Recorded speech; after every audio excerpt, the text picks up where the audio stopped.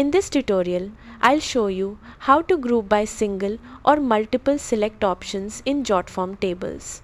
This is useful when you want to organize your table data based on specific values and create cleaner views. Open your browser and go to jotform.com. Then sign in to your account.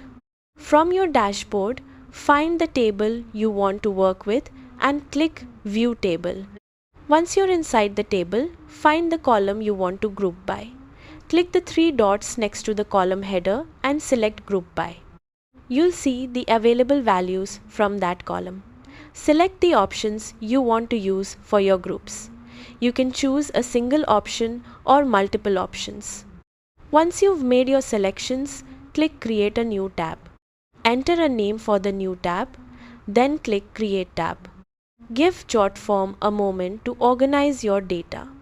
Once it's finished, your table will be displayed in separate groups based on the options you selected.